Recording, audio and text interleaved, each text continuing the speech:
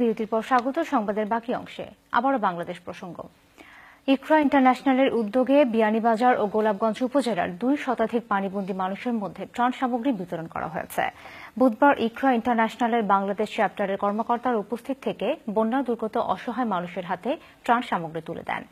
বিস্তারিত জানাচ্ছেন আমাদের প্রতিনিধি এম হাসানুল হক উজ্জ্বল, ক্যামেরায় ছিলেন রুহেল আহমেদ। কয়েক দফা বন্যায় বিয়ানীবাজার ও গোলাপগঞ্জ উপজেলার প্রত্যন্ত অঞ্চলগুলোতে ব্যাপক ক্ষতিসাধিত হয়েছে। শ্রমজীবী মানুষগুলো বন্যার কারণে বেকার হয়ে পড়েন। খাদ্য সংকটে দুর্গত এলাকাগুলোতে দেখা দেয় হাহাকার। সরকারের পাশাপাশি বিভিন্ন সংগঠন বন্যার্তদের সহায়তায় এগিয়ে আসে। চ্যারিটি সংস্থা ইকরা ইন্টারন্যাশনাল চ্যানেল SA লাইভ আপিলের মাধ্যমে অর্থ সংগ্রহ করে। বুধবার এই অর্থের একটি অংশ দিয়ে বিয়ানীবাজার ও গোলাপগঞ্জ উপজেলার 2 শতাধিক বন্যা দুর্গত মানুষের হাতে ত্রাণ সামগ্রী তুলে দেওয়া হয়। ইন্টারন্যাশনাল আমরা খানি দিছুন, আমরা খুব খুশি হয়েছি। আল্লাহ তান্তানে ভালো করুক।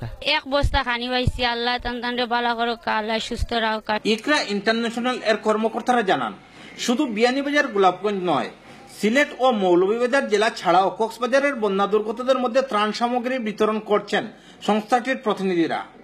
এবার আমার মাধ্যমে আরো 5 লক্ষ টাকা এবং কক্সবাজার এবং কানাইঘাট মিলে আরো সর্বমোট 8 লক্ষ টাকার মতো, টোটাল 8 এবং 14 লক্ষ টাকা এই গত 1 মাসে আমরা বিতরণ করেছি এবং আমাদের প্রবাসী ভাই বোনদের সহযোগিতায়।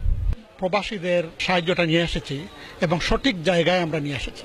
এখানে আমি দেখেছি অনেক লোকের হাহাকার, আমি দেখেছি বন্যায় কবলিত অনেক বড় বড় হাওর এবং এমনকি গ্রামবাসী পর্যন্ত, গ্রামের প্রত্যন্ত অঞ্চল পর্যন্ত পানির কবলে চলে গেছে।